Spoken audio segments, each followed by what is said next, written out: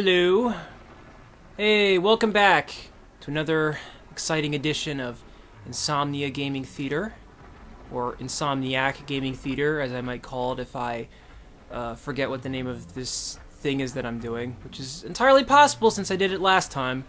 Yeah, so I did 3 very quick videos, or I did one playthrough of Final Fantasy X, and I just put it out there because I figured, well, this might suck, but you know, give it a shot. And then no one seemed to hate it, so I was like, oh, you know what, I kind of like this. I kind of like this making content thing where I don't have to, like, rack my brain and sit in isolation while writing something, because I love writing, but writing is a very, it's a very, lonely, time-consuming activity. So as much as I like it, I like being able to make things without having to write. So that's what this allows me to do. And I like doing it. So anyway, I'm playing Horizon Zero Dawn. I'm running in the middle of nowhere for a reason I will tell you about in just a minute. But yeah, I am going to go back and play Final Fantasy X. I got a couple of comments from people saying, don't give up on it, it's good, I swear. It sucks in the beginning, but it gets better. And yeah, I have not reached a judgment on that game yet, so good news, I will go back to it fairly soon when I finish up here. Right now I'm just wandering around, avoiding the hunting grounds because I realized that it's actually harder for me to talk about things I want to talk about when I'm focusing on something in a video game. And there are things I want to talk about, so I'm just going to kind of, I don't want to say waste time, but I've selected another mission. What mission have I selected? It's one of the only ones I haven't done. It's an errand. Aloy offered to find a healer to tend to a young Shadow Cards refugee. Whatever that means. So there you go. Also, I want to say thank you to the people who left comments being, who said they were kind of like, concerned because I said I haven't been sleeping lately, and I just want to say that, like, I'm fine. I'm naturally a night owl. I usually stay up very late anyway. I can sleep. It's just that, you know, I gotta be like exhausted lately. So, but don't worry. Don't like. I don't want anyone to be watching my videos and thinking like, this isn't healthy. I don't want to indulge in this or anything. I mean, making YouTube videos might not be healthy. That's probably, like, the sickest thing about me is that I make YouTube videos. It's one of those things that, like, when I die one day, you know, hopefully from something cool like being hit by a meteor, they're gonna have to, like, assemble all the things about my life, and I hope to God that they just kind of, like, skip over the YouTube part, because they're like, oh, he's on that same thing that, like, Logan Paul and PewDiePie are on. How terrible. Oh, that's right. This is the place where I have to wear a disguise. Okay. Inventory outfits. Where is it? There we go. Very much a Selena Kyle outfit, this one. Well, sort of. As much as it can be in this game. So yeah. I realized that I kind of neglected to point out how much I really, really like this game. The story aspect of this game is great, and I would feel bad if I didn't point that out. And I'm not gonna head towards that mission right now. I'm just gonna run around aimlessly. But like I said, it's complicated because there's there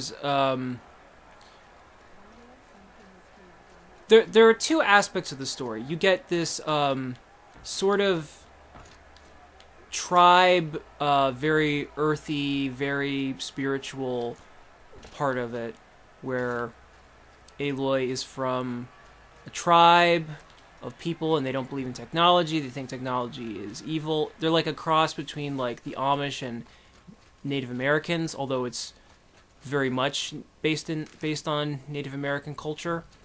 And then there's the part of the story that's based on the previous dwellers of Earth, And that part of the story is fantastic. And that's where this game is great, because there's something about the way that it tells this story. And it does it in a way that can only be done in a video game, where Aloy will go down into these sort of abandoned facilities where there used to be research on the Pharaoh robots and how to defeat them and all this, sci-fi whatever. And it dispenses the information in that game through these data pads and through these sound clips that you can listen to. And it was interesting because as I was listening to them, it dawned on me that experience is one that you cannot replicate in any other form except in a video game. Even in a book, the closest you can come to having something like that would be in footnotes, because it doesn't have anything to do with the story and the character. Like, you could get away with maybe summarizing some or maybe relaying one, but in a book, let's say that, like, this was the written version. Let's say that you wrote Horizon Zero Dawn, the book. You couldn't write out 70 different conversations from people who are talking to each other from Pharaoh Industries in the middle of the story. People would be like, this has nothing to do with Aloy. You can't have this. Get this out of here. And you can't do that in a movie, obviously, or in a book, but you can do it in a video game. And that's a great thing. Because I think for a very long time, there's been a debate for a while, and I think it's finally started to turn, or at least in my lifetime, it's not really a debate anymore, but for a while, there was a serious debate about, are video games art? Is this a medium that you're supposed to take seriously, or is it just like, is it just like the toy section? Is it just like the comic section in a newspaper? Ooh, there's a terrible analogy. Is it, because no one knows what a newspaper is. Is it just like this thing that no one takes seriously because it's not really an art form? But the answer obviously is yes, video games are an art, and this is a great example why. I think that Horizon Zero Dawn, the way it gets out information about this setting and this story, the way it slowly, very methodically reveals every detail of what happened to this world just through conversations, just through archives and writings. It's a very, very, very cool thing. And I love that part of the story. And in fact, so I'm playing this on the PlayStation 4, and on the PS4 you can just record things naturally. And I still have some just no commentary, flat gameplay recordings of just some like conversations or whatever between Aloy and Silas, and I actually stopped and listened to them recently and watched them, and it was still interesting. And that's pretty cool. Like, I can't do that with a lot of video games, just like go and watch gameplay for the sake of like reliving the story, because sometimes it really is just in the moment. Sometimes once that moment passes, once you've already lived through it once, you don't need to go back to it. But it really is great here. It's good enough that I could totally see myself playing this game again just to experience the story again. It's really inventive, even though, like I said, I think it was a mistake not to make it more of a mystery of what this world is. I think it kind of, to me, this is just me, but I feel like it kind of like, it left a little too many hints in that way, and so like it wasn't necessarily a surprise to find out what the reveal is. And I'm trying to avoid spoilers, spoilers beyond what's on the cover of the box, but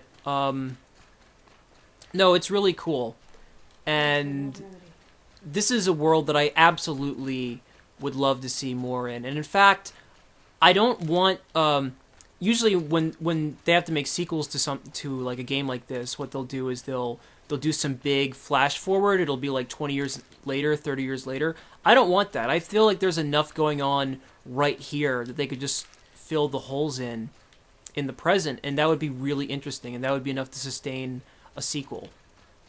So for instance, you know what? I am going to talk about spoilers for a second. Screw it. I'm assuming that you're watching this. If you're watching this, it's because you've either already played the game or have no interest in playing the game. Although maybe that's a bad assumption. I don't know. Do people watch Let's Plays of things before they play them if they intend to play them? That's an open question. If you do that, let me know. Because I genuinely have always sort of operated on the assumption that if you're watching this, it's because you don't mind if there are spoilers. But anyway, I'm going to spoil some things. So, like, but not directly. So in this game, they show the corpses and the dead bodies of all the people, all the scientists who helped create the Gaia system that wound up saving the world indirectly, kind of, sort of. But they were very, very careful to not show you Ted Farrow's corpse. They never, like, that's the one person that they never showed you what became of him. And one thing that was always sort of weird to me was that there wasn't, like, a freezing system in this game. That it's sort of something that I feel like might be a plot hole if they don't address it, because the idea that these scientists could create, eventually could create, like, this self-generating planetary ecosystem machine that can essentially, like, they essentially create a god through technology, but they don't know how to create a freezer. They don't know how to, like, you know, do a Walt Disney and just keep someone alive, allegedly. Not even allegedly. That's dumb conspiracy theory. Like, that always, like, that just seems sort of weird to me, but I suspect it's intentional. This is just my theory. This is my stupid, like, theory, but I suspect that you will see Ted Farrow in the in an eventual sequel. Maybe he's not alive. Maybe he hasn't frozen himself, but it just seems like something he would do. It just seems like he would try to attempt something really stupid, and that his imprint would still be on this world, beyond the fact that he freaking destroyed it already.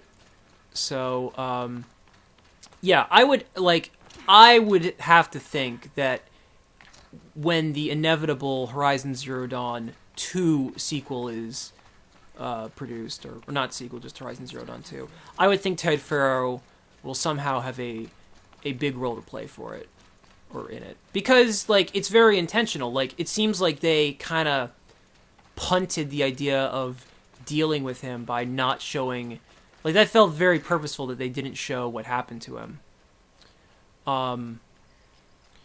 But when I said the story is complicated, as great and really riveting as a lot of that stuff is, what kind of was a little bit of a drawback to me was the fact that the story above ground, the story of the Nora people and the Oseram and Oseron, and all the people who have, like, the new generation of people who have inherited the Earth, I felt like the story got a little too into the forest, into the weeds, with the specifics of their culture, to where it actually kind of became hard to pay attention to them, and it became kind of boring. Because, like, it wouldn't just be that there'd be, like the side missions wouldn't just be something where it's like, help, I'm, my husband, he's been murdered. It would be like, well, let me tell you the 10-part backstory explaining why my husband has been murdered. Like, they would go into these really, really deep, long explanations for it that never really caught on to me. And I kind of wound up tuning them out a little bit. Like, there'd be scenarios where I would talk to people, have these conversations, and I would just kind of skip through them because they didn't have my interest. Like, when you go down into the the parts of this world where you find out what the hell's going on, and you're hearing people who sound like us and who are of our world, and the writing is really strong, and they're having very good discussions that sound like how we talk, and I don't even want to make it about that, but like they just, it's very relatable. Whereas here, it just feels like I feel like they went too far in trying to almost separate the people of this world from being like us, to where like they just, I don't know, there's just so much explaining, there's just so much exposition, there's so much time devoted to backstory that like I felt wasn't necessary, and made it to, I don't know, it just like I think part of the problem is that the figuring out the mystery part of the game is so strong that the fact that the other part of the story is not as strong. Like, don't get me wrong, the part with the backstory of her tribe is interesting. The part where you find out why she was abandoned, or like how she was born, or what happened with Ross, like that stuff is interesting. But when you get into like, who are the Eclipse, and why do these people hate each other? Why does this city not like this city? That's like, that I felt like they could have really simplified it. They could have really kind of condensed what the hell this game is about.